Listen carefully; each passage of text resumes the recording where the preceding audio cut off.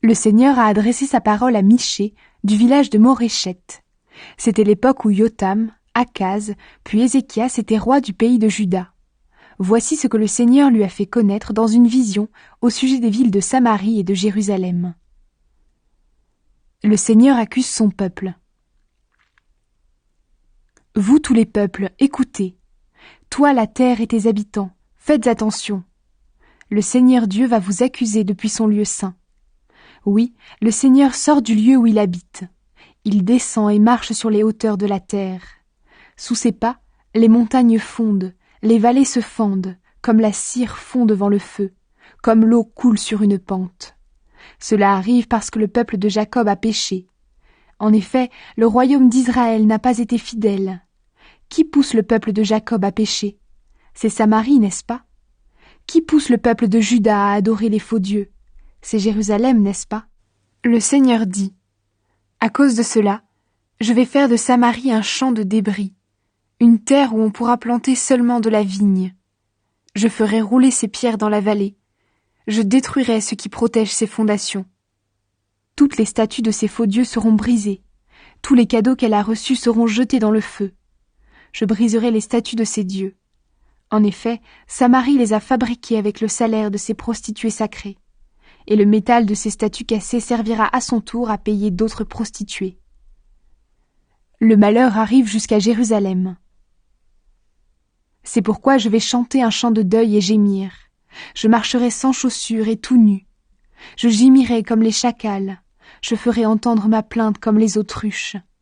En effet, les coups qui frappent Samarie sont sans remède. Ils atteignent même le pays de Juda et les portes de Jérusalem, là où habite mon peuple. Gens de Juda, n'annoncez pas cette nouvelle dans la ville de Gath. Ne pleurez pas. À Beth-Léaphra, roulez-vous dans la poussière en signe de deuil. Habitants de Shaphir, partez en exil, honteux et nus. Les habitants de Saanan n'osent pas sortir de leur ville. Les gens de Beth-Essel chantent des chants de deuil. Cette ville ne peut pas vous aider. Les habitants de Maroth tremblent de peur pour leurs biens. En effet, le malheur envoyé par le Seigneur arrive aux portes de Jérusalem. Habitants de Lachish, attelez vos chevaux aux chars. Vous avez été infidèles comme les gens d'Israël, et les habitants de Jérusalem à leur tour ont imité vos mauvaises actions. C'est pourquoi vous devez vous séparer des habitants de Morécheth près de Gath, et la ville d'Akzib n'apportera aucun soutien au roi du peuple d'Israël. Habitants de Marécha, le Seigneur fera venir un conquérant contre vous. Les chefs remarquables d'Israël iront se cacher dans la grotte d'Adoulam. Arrachez-vous les cheveux, habitants de Jérusalem, rasez vos têtes en signe de deuil à cause de vos enfants que vous aimez tant. Que votre tête soit nue comme le cou du vautour, parce qu'on va déporter ces enfants loin de vous.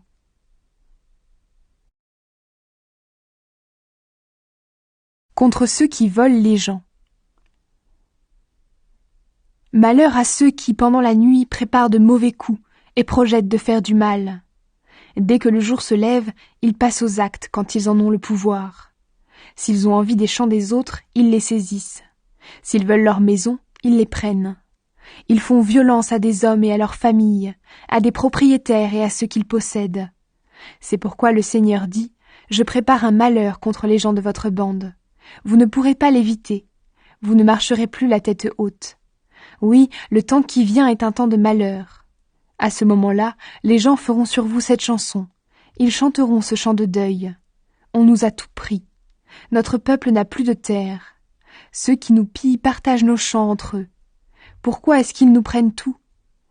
Eh bien, quand le peuple du Seigneur distribuera de nouveau les terres, personne parmi vous ne recevra de part. Ceux qui inventent des mensonges. Certains bavardent en me disant: arrête tes bavardages. On ne doit pas bavarder pour dire que nous serons sûrement couverts de honte. Est-ce que le peuple d'Israël est maudit?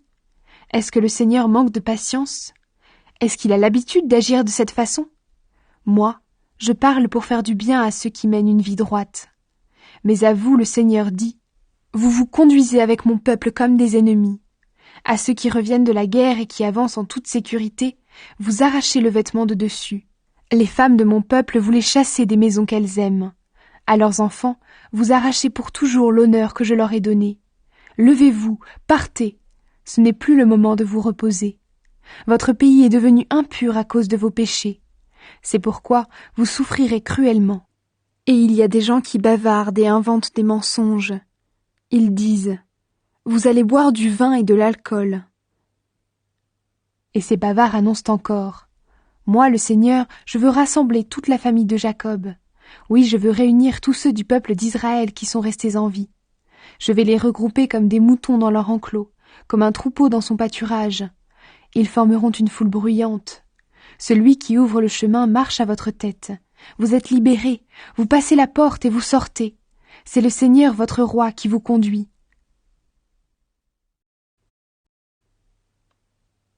Contre les mauvais chefs. Or, moi je vous le dis. Écoutez donc, chefs de la famille de Jacob, vous, les juges du peuple d'Israël. C'est à vous de connaître ce qui est juste, n'est-ce pas? Mais vous détestez ce qui est bien, et vous aimez le mal. Vous arrachez aux autres la peau et la chair qui couvrent leurs os. Oui, ces gens-là mangent la vie de mon peuple. Ils lui arrachent la peau et lui brisent les os. Ils le coupent en morceaux comme de la viande dans une marmite. C'est pourquoi quand ils crieront vers le Seigneur ne leur répondra pas. À ce moment-là, il leur cachera son visage à cause des mauvaises actions qu'ils ont commises. Contre les prophètes qui trompent le peuple. Voici ce que le Seigneur dit sur les prophètes qui trompent mon peuple. Si on les nourrit bien, ils annoncent la paix. Mais ils font la guerre à ceux qui ne leur mettent rien dans la bouche. C'est pourquoi, pour vous les prophètes, c'est la nuit. Vous ne verrez plus rien. Pour vous, c'est l'obscurité. Vous ne pourrez plus rien deviner. Le soleil disparaîtra pour vous. Le jour deviendra sombre. Les voyants et les charlatans seront couverts de honte. Tous cacheront leur visage, parce que Dieu ne leur répond plus. Au contraire, moi, grâce à l'Esprit du Seigneur, je suis rempli de force, du sens de la justice et de courage. Je peux faire connaître leurs révoltes et leurs péchés aux gens de la famille de Jacob, le peuple d'Israël. Michée annonce la destruction de Jérusalem. Écoutez donc, chefs de la famille de Jacob, vous les juges du peuple d'Israël. Vous détestez ce qui est juste, ce qui est droit, vous le tordez. Vous bâtissez la richesse de Sion sur les assassinats. Oui, vous bâtissez Jérusalem sur l'injustice. Les juges rendent leur jugement en échange de cadeaux. Les prêtres enseignent la loi en se faisant payer. Les prophètes prédisent l'avenir pour de l'argent. Et ils s'appuient sur le Seigneur en disant « Le Seigneur est avec nous, le malheur ne tombera pas sur nous. » Et pourtant, à cause de vous, Sion deviendra un champ labouré. Oui, Jérusalem sera en ruine, et la montagne du temple sera couverte de buissons d'épines.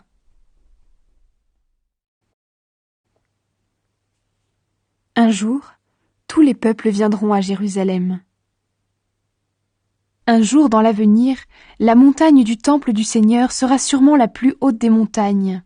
Elle s'élèvera au-dessus des collines. Alors, des peuples viendront vers elle.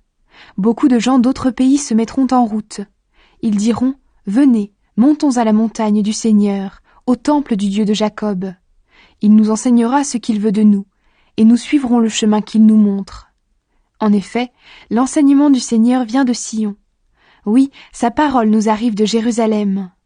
Il rendra son jugement entre des peuples nombreux. Il sera un arbitre pour des peuples puissants et éloignés. Avec leurs épées, ils fabriqueront des socs de charrues.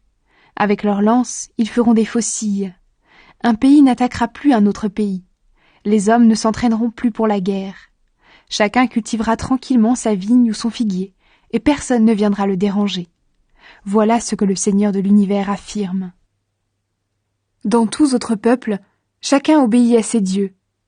Nous obéissons au Seigneur, notre Dieu pour toujours. Le Seigneur déclare, ce jour-là, je rassemblerai les blessés, je regrouperai ceux qui sont en exil et ceux que j'ai traités durement. Avec les blessés, je ferai un peuple qui restera en vie. Oui, avec ceux qui sont en exil, je ferai un peuple puissant. Alors moi, le Seigneur, je serai leur roi sur la montagne de Sion.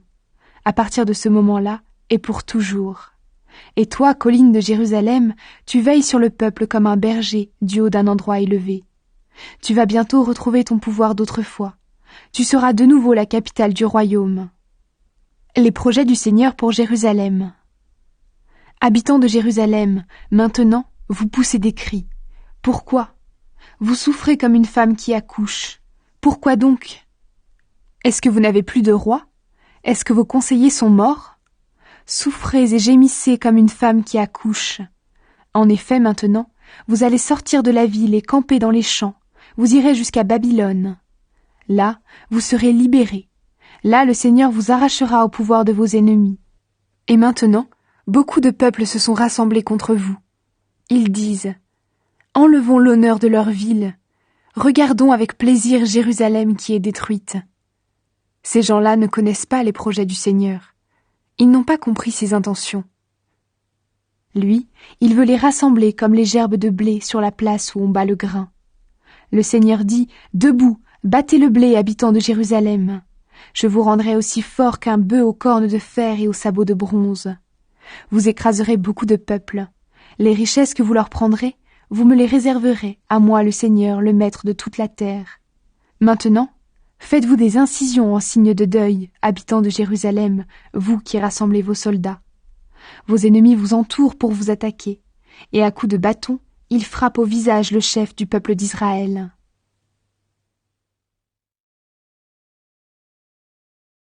Le chef promis viendra de Bethléem. Le Seigneur dit « Et toi, Bethléem Ephrata, tu es un petit village parmi ceux des clans de Juda. Pourtant, celui qui doit gouverner Israël, je le ferai sortir de chez toi. Il appartient à une famille très ancienne. Le Seigneur va abandonner son peuple pendant un certain temps. Ensuite, le jour viendra où la femme qui doit accoucher aura un fils. Ceux qui seront encore en vie après l'exil viendront rejoindre les autres Israélites. Et lui, le chef annoncé, il se lèvera et il sera leur berger par la puissance du Seigneur, par la présence glorieuse du Seigneur son Dieu. Les gens de son peuple vivront en sécurité. En effet, sa puissance s'étendra jusqu'au bout du monde. C'est lui qui donnera la paix. Si les Assyriens entrent dans notre pays et s'ils pénètrent dans nos palais, nous enverrons contre eux des chefs très nombreux. Avec leurs armes, ils conquerront l'Assyrie, le pays de Nemrod, et ils le domineront. Le chef promis nous délivrera des Assyriens s'ils passent nos frontières et s'ils entrent dans notre pays. Les Israélites restés en vie montreront leur force. Les Israélites qui sont restés en vie au milieu de peuples nombreux seront comme les gouttes de rosée que le Seigneur envoie, comme les gouttes de pluie sur l'herbe. Ils ne comptent pas sur les êtres humains, ils n'attendent rien d'eux. Les Israélites qui sont restés en vie dans les autres pays au milieu de peuples nombreux seront forts comme un lion, parmi les animaux de la forêt comme un jeune lion dans un troupeau de moutons. Partout où il passe, il saisit et déchire des bêtes, et personne ne peut les délivrer. Peuple d'Israël, attaque tes ennemis, fais disparaître tous tes adversaires. Le Seigneur supprimera les fausses sécurités. Le Seigneur déclare, voici ce qui arrivera ce jour-là. Je supprimerai vos chevaux, et je supprimerai vos chars. Je détruirai les villes de votre pays. Je démolirai tous vos murs de défense. Je supprimerai vos pratiques magiques. Chez vous, plus personne ne lira dans le ciel. Je supprimerai vos faux dieux et vos pierres dressées. Vous n'adorerez plus les objets que vous avez fabriqués vous-même.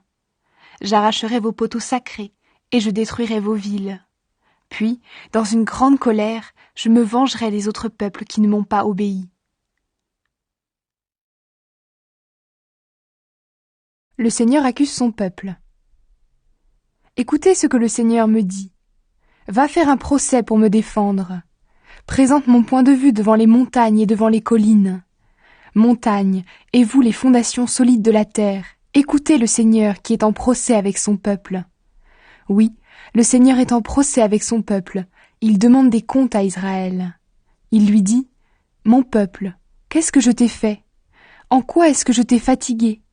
Réponds-moi. Je t'ai fait sortir d'Égypte. Je t'ai délivré de l'esclavage. Je t'ai donné comme chef Moïse, Aaron et Myriam leur sœur. Est-ce que tu me reproches cela? Mon peuple, souviens-toi.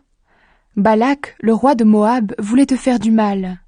Souviens-toi de ce que Balaam, le fils de Béor, lui a répondu. Ensuite, tu es passé de Chittim jusqu'au Gilgal. Tu as pu voir les actions extraordinaires que moi, le Seigneur, j'ai faites pour toi. Ce que le Seigneur attend de son peuple. Qu'est-ce que je dois offrir quand je me mets à genoux devant le Seigneur, le Dieu Très-Haut? Est-ce que je dois lui offrir des jeunes taureaux et les brûler entièrement en sacrifice? Est-ce que le Seigneur veut des milliers de béliers, des milliers et des milliers de torrents d'huile? Est-ce que je dois offrir mon fils aîné pour qu'il pardonne mes fautes et mes infidélités? Le Seigneur te fait savoir ce qui est bien. Voici ce qu'il demande à tout être humain. Faire ce qui est juste, aimer agir avec bonté et vivre avec son Dieu dans la simplicité. Contre les gens malhonnêtes. Le Seigneur parle aux habitants de la ville. Il sauvera ceux qui le respectent. Écoutez, gens de la tribu de Juda, vous tous qui êtes réunis dans la ville. Dans la maison des gens mauvais, on trouve toujours des biens obtenus de façon malhonnête, et ils se servent de mesures fausses. C'est une chose horrible.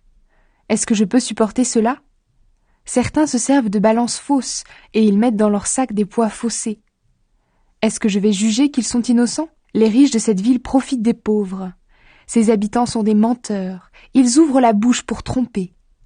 C'est pourquoi j'ai commencé à vous donner des coups, à vous détruire à cause de vos péchés. Vous mangerez, mais vous aurez encore faim. Vous connaîtrez la famine. Vous mettrez de la nourriture en réserve, mais elle ne se conservera pas. Et si vous conservez quelque chose, je le détruirai par la guerre. Vous sèmerez, mais vous ne pourrez pas récolter. Vous écraserez des olives, mais vous n'utiliserez pas l'huile. Vous écraserez du raisin, mais vous ne boirez pas de vin. Vous imitez la mauvaise conduite du roi Omri, de son fils Akab et de sa famille. Vous suivez leur façon de faire. Alors je vais détruire votre ville, et ainsi les autres se moqueront de vous qui l'habitez. Vous serez couverts de la honte qui couvre mon peuple.